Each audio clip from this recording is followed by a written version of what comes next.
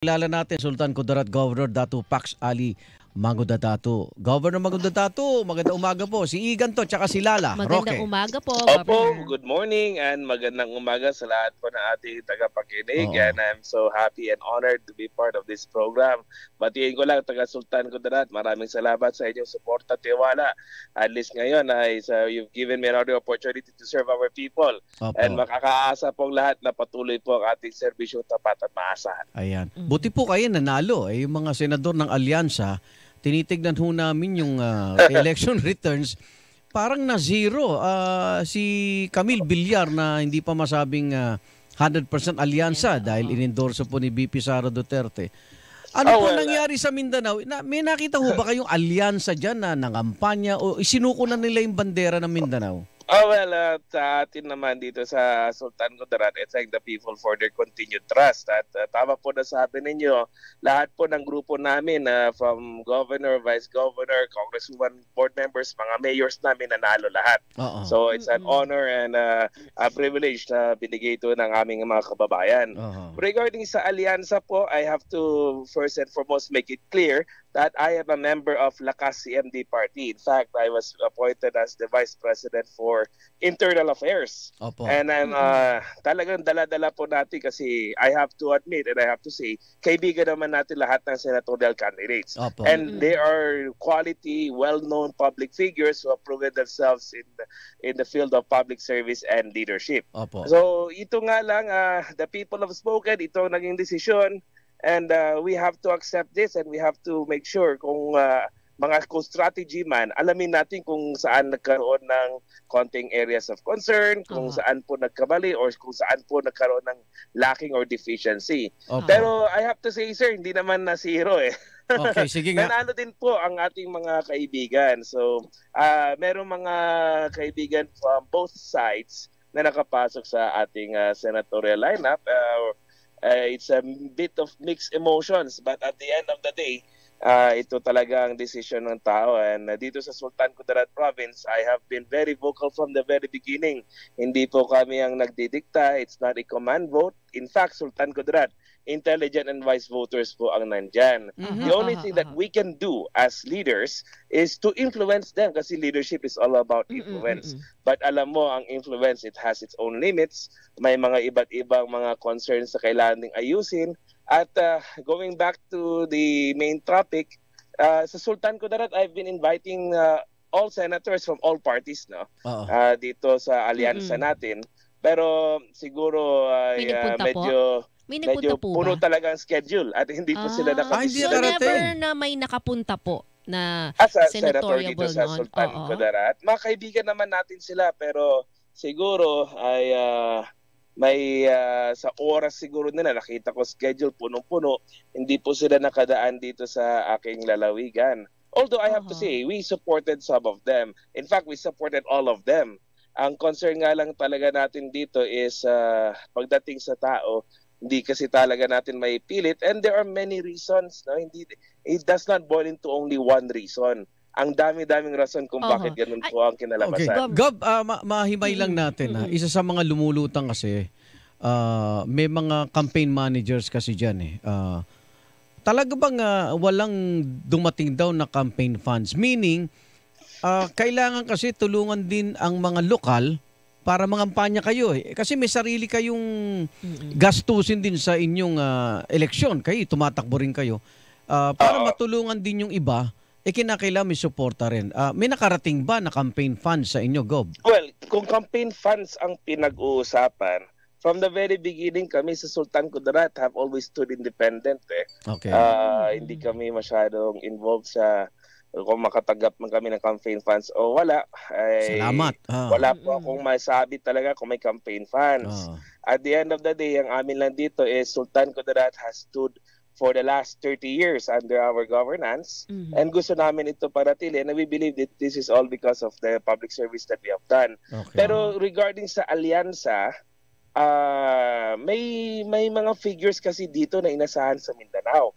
Katulad na lamang po dyan, ang isa dyan ay si Sap Anton Lagdameo ng Special Assistant to the President who hails from Davao. Siya po yung nag-monitor at nag-operate dito sa Mindanao. Oo. Kasama niya po dyan yung presidente ng Partido Federal ng Pilipinas na si Governor John Tamayo of South Cotabato. Opo. So Okay. sila po yung umo-operate, nagmo-monitor, nagsusupervise ng kampanya ng alyansa dito sa Mindanao. Opo. And nakakatama po na sabi ninyo, nakakagulat din on their part dahil mismo po sa hometown nila, hindi nila nadalang alyansa. Okay. So, that's the hometown of the PFP president, the president's party. That's the hometown of the special assistant of the president. So, dito mo makita na, teka, there must be something wrong. Yeah. Oo. And I always believe, Ano hindi lang nakita yan mo? isang rason eh. Ano? Hindi lang yan isang rason. Ang Sige. daming rason yan. Mhm. And I have to make mention something right now kasi maganda naman ang point ng ibang mga analyst natin dyan. Opo. Pero one of the things that perhaps is worthy of more attention is nagkaroon kasi ng internal conflict at division mismo sa loob ng alyansa. Mismo sa mga partido na sumusuporta ng alyansa. Mhm. For example, sir, I've already made mention that I am the Vice President for Internal Affairs Opo. ng Lakas. Opo. Lahat po ng aking mga mayors, Lakas. Lahat po ang aking board member, pati Vice Governor, lahat kami Lakas. Pero guess what? Ang aming kalaban, puros members ng Partido Federal ng Pilipinas.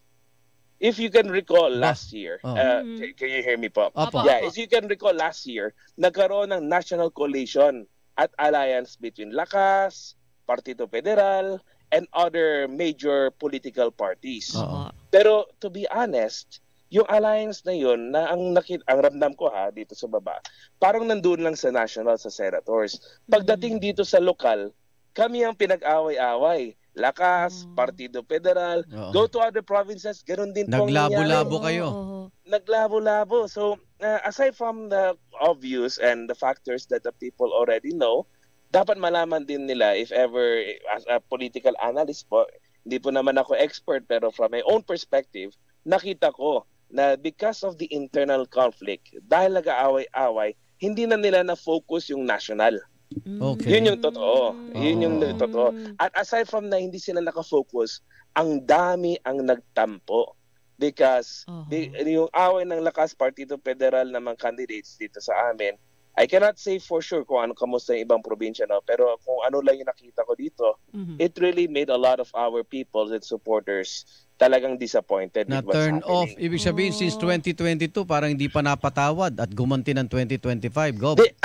Ang problema kasi dito, sir, lahat kami dito sa 2022, all of us said yes when the president said sama-sama tayong babangon muli. Okay. All of us said yes when he introduced the unity team, and until now, I will make it clear that I support the programs of the president. Lahat ng programa niya sa Bagong Pilipinas, I have to say, nakita namin napakaganda. My father worked with him as Secretary of TESDA. We appreciate his passion, ang ganda ng kanyang direksyon. But the problem is, there are people surrounding the president and Malacanang, and there are people up there in the national ops na ang kanilang interest ay hindi yung Bagong Pilipinas. Hindi nila concern yung public service. Ang iniisip Gov? Napakagandang iniisip. at ang Ayan, ating advocacy ng Pilipinas ang Gob, iniisip. pakiulit Ang daming politika na lang. politika sumobra. Ito, Okay. Gob, paki-explain nga. Nakuha namin tong ER nyo sa Sultan Kudarat. Correct. Dito sa 12 boto dyan, ang pumasok lang sa alyansa, Camille Villar, Erwin Tulfo, at Bong Revilla. 3 lang po. Naputol lang ang linya ni Gov. Ay, siguro. Natawagan natin. O kasi ano siya, lakas ulit. CMD eh. Oo nga eh. So, sa kabila siguro ng pagsisikap niya, may kakulangan, may nakita siya maraming factor eh. O kasi ito po, basahin ko yung buo. Nangunguna si Bongo sa Sultan Kudarat, pangalawa si Bato de la Rosa, Rodante Marcoleta, pangatlo, pang-4 Philip Salvador, pang-5 Camille Villar, pang-6 Amy Marcos, Erwin Tulfo, Jimmy Bondok, Bong Revilla, pang-9, Bam Aquino, pang-10 pa nga eh. Willie Revilla may 11 at Raul Lambino pang-12. Hindi pala pumasok si Kiko dito. Wala si Sa Senator Kiko. Sultan Kudarat. Oo. Andyan na siya. Okay. Gob, binasa ko tong resulta sa Sultan Kudarat at nabanggit nga namin dito, Camille Villar, Yes, I heard. Amy Marcos, parang 4 lang yata, Erwin Tulfo at Bong Revilla. Well, ang Ano nangyari tingin mo kasi nangyari dyan, dyan? as I've said, nagkaroon ng internal conflict between and among the candidates Oo. of Partido Federal and Lakas. At Oo. dahil nangyari yan, inuna ng mga kandidato ang sarili nila at marami ang nagtampo. Survival. Ang problema kasi dyan, kami po na mga candidates ng Lakas who supported the administration from day one, again, I still support the presidency of Marcos. I support Bagong Pilipinas pa rin until now. Ang problema kasi dyan, ang pakiramdam ng ang dami naming kandidato who are part of the alliance, we felt na parang kami yung kalaban. Yun yung totoo. Resources were used against us. The resources was used against my allies and our candidates here. Aside from that, medyo may lakad din ito mga kasama natin na kapulisan at kasundaluhan, and maybe that's for another topic. But for now, ang aking lang gustong sabihin dito is tingnan nyo rin po kung ano nangyari, even our neighboring provinces. One of the best examples that I can point to everyone is in the municipality of Tupi in South Cotabato. Ano nangyari? Yung municipality of Tupi in South Cotabato, yan po ang hometown ng presidente ng Partido Federal ng Pilipinas. Okay. That's where Governor Tamay became mayor. Taga dyan po siya talaga nag-operate. And take that like what I've said. If meron man movement siguro ang Partido Federal, it's all under the hands of Governor Tabayo. Pati doon sa kanyang lugar, hindi rin nakapasok ang alyansa. Okay. Pero hindi rin.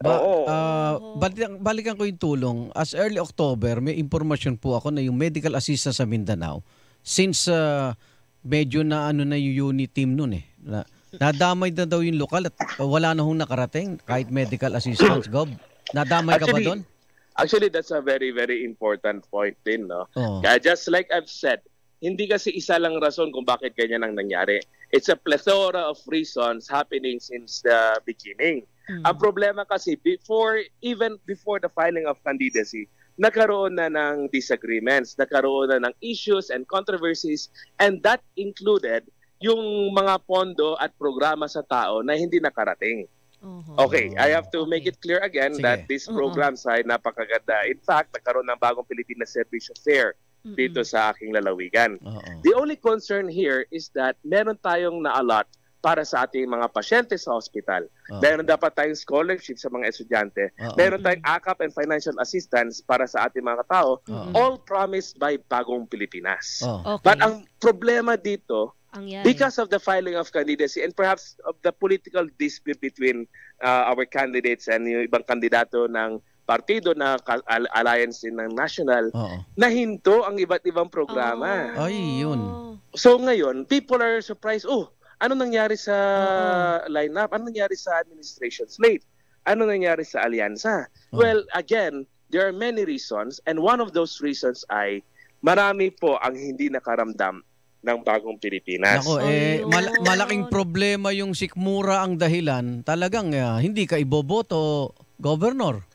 Ay, talagang Di ba? ang problema kasi dito, ang Pilipino pag magtampo, mahirap mong bawiin yun. So, Ang ganito kasi yan Bagong Pilipinas. Again, ulitin ko, I have to emphasize it. Ang ganda. Kasi I personally saw it. Ang ganda ng Bagong Pilipinas. But the problem is, because of the elections, because of the politics, hindi naramdaman ng ating mga kababayan dito sa area namin. I'm not sure with other areas. Pero hindi nila naramdaman yung mga programa na they were hoping for.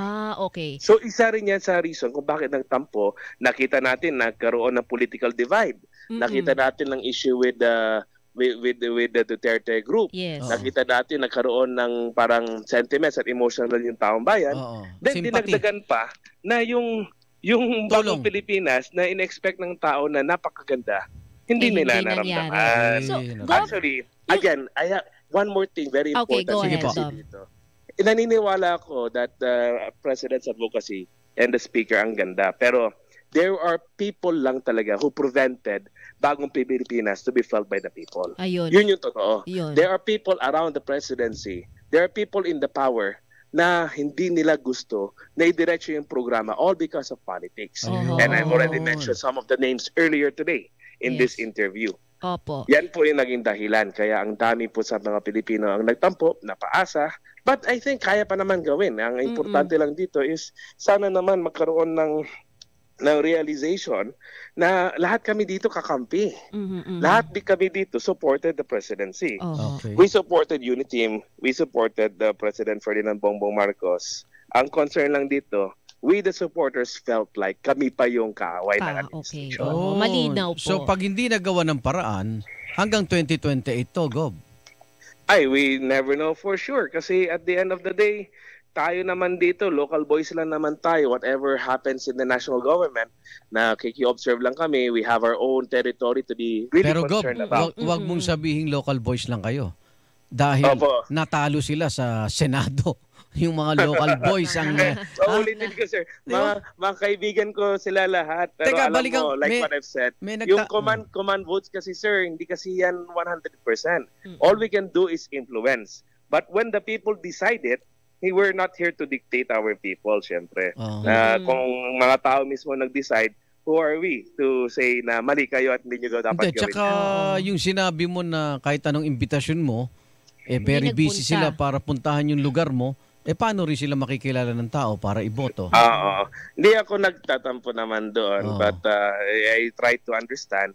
But bottom line kasi dyan, sir, the campaign itself, it's only a reminder to the people of what and who our candidates really are. Aha. Ibig sabihin nito, the people judge the candidates not based on their performance during the campaign, but they also judge the candidates based on their performance for the last 3 years, for the last 6, 10 years. Kaya hindi po I don't think it's gonna be accurate na sinabi na yung campaign yung may problema or whatnot. Ang concern kasi natin dito, yung campaign is an aspect, but also what happened before the campaign. Dapat itingnan din natin yun. Baka doon nagkaroon din ng records. problema. Opo. And one of those problems ay yung nahinto yung iba't ibang mga programa. Yes, yung anggulo po na sympathy vote dahil po yung timing na impeachment laban kay VP Sara, Inaresto. pati pag-aresto po kay dating Pangulong Duterte. Ito po ba ay ang naging dahilan Big kaya factor din ganyan ba? ganyan ang boto ng Opo. mga taga-Sultan It's Kudarat? always a factor. Again, yung mga reasons kasi dyan, hindi lang isang reason na pwede nating, ito yung dahilan. It's a Oho. plethora of reasons that we all have to consider. And maybe perhaps for a lot of people, those are reasons na nagkaroon ng sympathy votes. Oho. But from my perspective, Mhm. ang nakita ko dito is aside from the sympathy votes, Mhm. nagkaroon din talaga ng issue within and among the candidates of the administration. Okay. Oh. Ay, Kagulo. Gob, ito yung perception lang po ng tao pag sinabing Sultan Kudarat. Yung mga nakikinig ngayon dito sa National Capital Region, pwede bang isama na sa listahan ng kanilang, o kaya yung bucket list nila na puntahan at safe sila pagdating sa Sultan Kudarat, Governor? It's always safe. We've been trying to show to everyone that Sultan Kudarat is really a competitive, productive province. It's a good province to visit. In fact, nagkaroon na po tayo ng Philippine experience dito with the Department of Tourism, Apo. Miss Universe Philippines National Costume dito din po, Okay. Bagong Pilipinas sa Beach Fair. Everything's happening here. But to give the people a little more background about Sultan Kudarat, sa amin kasi dito, yung name ng Sultan Kudarat is from our national hero, but we are not part of the Bangsamoro Autonomous Region. Okay. Ang Sultan Kudarat po is part of Region 12. Okay. In fact, most of our constituents here, kung ilalagay po natin siya sa percentage, 40% ng aming mga kababayan dito ay mga kapatid nating Ilocano. Mhm. 40% Ilonggo. Then Okay. yung remaining 20%, pinaghati ng mga kapatid nating Maguindanon, Muslim, ganun at mga pala. IT. Okay. Oo. So that's also one of the political things that if ever the campaign has to consider, dito kasi mixed Mixed yung mga tao dito. And just like what I've said, hindi kami nagdidikta. All we can do is influence. But at the end of the day, the people will Kaya choose pala, yung mga kaya gusto pala nila pumasok pipiliin. dyan si Erwin Ilonggo Tulfo, pala. Ilocano, yung iba dyan. Oh. I didn't know that he was Ilocano, but Oh, ngayon lang din namin nalaman eh. si Secretary Erwin naman is ano naman talaga performing senator, performing congressman. And when he was secretary, ang dami niya rin pong naitulong sa Sultan mga Kudarat. tao dito. Okay. Okay. Governor, Rob, salamat una. po. Congratulations at Apo, sana congrats. mabawasan na yung politika para, di ba? Oo, tama yun, sir. Unahin muna ang serbisyo, dulo na ang politika. Politics is temporary, but the services we give to the people, that will last for a longer time. Okay. Dahil dyan, panalangin namin matuloy na yung naputol na tulong dyan sa Sultan Kudarat.